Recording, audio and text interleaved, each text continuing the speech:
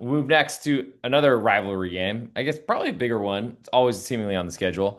We got USC traveling east, far east, to the middle of the country, but still in Eastern time zone, I believe. Notre Dame will host USC in this matchup, University of Southern California. Notre Dame 9-point favorites at current time of recording. Total is 62 in this one. Notre Dame, who had a pretty nice year last year, and they might be interested in the playoff at some point. Yeah. What do you got on this one? Yeah, I mean, to be honest, I wanted to come in and bet SC, but like the injury front is too brutal. They lost both of their starting run. Well, I guess they were like co-running backs, but just RB1, RB2. They lost both.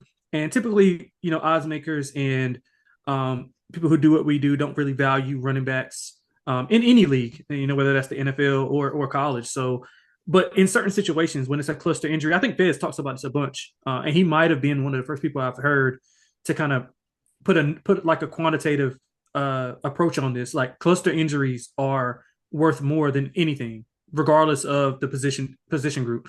And I think in this specific like format, USC loves to run the ball. Now the third string running back is really talented, but again, I mean, the game was kind of already in hand against Michigan, and he got away with some stuff that he normally probably wouldn't get away with, especially against a Notre Dame defense that's kind of trending up. So I'm worried about that. I'm also worried about the left tackle position. I think they're down to like the third string left tackle, and maybe their right tackle as well. I think so basically they shifted. I know a little bit more about SC because I'm a fan. So like yeah, they're shifting like one of their guards to right tackle. So it's all a makeshift front line, and the way that the defensive approach has been like trending upward for Notre Dame, I think is real. I mean, they've allowed 27 combined points in the last three. They have not allowed a second half point in 3 games. Like, so that's really, really telling. Now, this is the best offense that they faced. But again, being down, basically two offensive linemen and two of your better running backs, two of your best running backs, actually, I'm not sure how the offense looks. You want to be in a more balanced approach when facing Notre Dame. And Notre Dame's secondary is the strength of their team. Now, SC probably thinks that they can, throw the ball with Lemon and Lane on the outside and exploit some of the things that we saw from, Miami when they played Notre Dame. We saw Texas A&M exploit it as well. But again, I thought those games maybe prep Notre Dame for how well their defense has been playing. So I wanted to come in and bet SC, but I can't with all the injuries. I do like over. I do trust both offenses to move the ball and put up points. Both of these teams are over in 4 of their 6 games this year.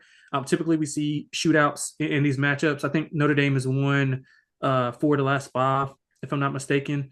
So I think we're Including going a to see some points crazy here. cover last year, I think, with Oh, two trust pick me, sixes down the I stretch. had Notre Dame. That's one of the luckiest covers ever. Trust Whew. me, 2 pick sixes. Yeah, and Maeva actually, I think that might have been it might have been his initial start whenever Middle Moss got benched. Maybe his first or second start. I'm not 100%, but yeah, I like over. If I had to make a play, I would look at I would look at SC maybe get in the back door, but I don't feel strongly about it without those two backs and with the makeshift offensive line. But I do think that the over is going to be a good play. I think both teams play with a low tempo; they'll be able to score. So I like that over. It's a big number, but I like over. So I've been to South Bend before, and one thing that students like to do is they do push-ups with women every time they score a touchdown or points. I think the hands are not in inappropriate positions, but I don't know really how you guarantee that. And I think I remember leaving at the end of a third quarter at a 35-3 score because I just couldn't handle any more push-ups. Um, I am curious because you didn't go so deeply into the Notre Dame side here because to me, USC, a 28th ranked team, just coming off a pretty dominant victory over Michigan. But they're getting more than a touchdown here. Tell me why Notre Dame deserves to give that type of number beyond the injury concerns that the USC offensive line and backfield is currently sustaining. Yeah, 2 things. I think one, the cross country trip, and we saw what SC did in Illinois. Granted, they probably should have won that game pretty handily, honestly. But they were down. There were injuries in that game as well. No, Illinois had some fumble luck, but I thought SC had some fumble luck as well.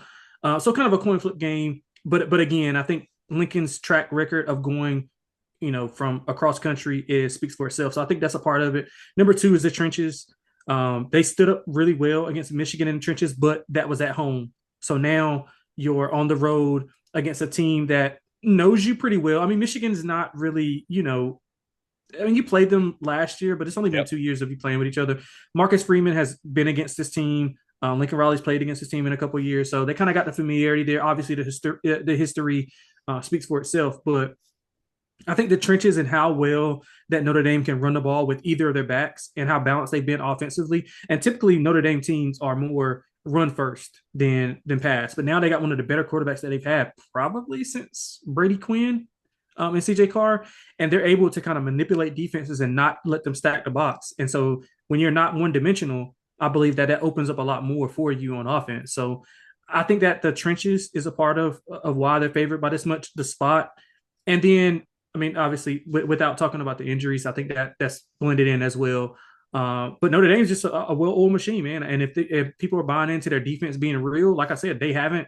27 combined points in the last 3 games. CJ Bailey is a really good quarterback from NC State. They forced him into some uncomfortable situations. Only 7 points last week. So and that NC State offense has been like humming. Hollywood Smothers was really good on the ground. I think they held him to under 50 yards. So if you're buying into this defense is real, they got some guys back in the secondary. They're trending up, and I think SC is fine, but with the injuries and the spot, I think that's why Notre Dame is favored by what they favored by, Yeah, what they are favored by. long trip for sure.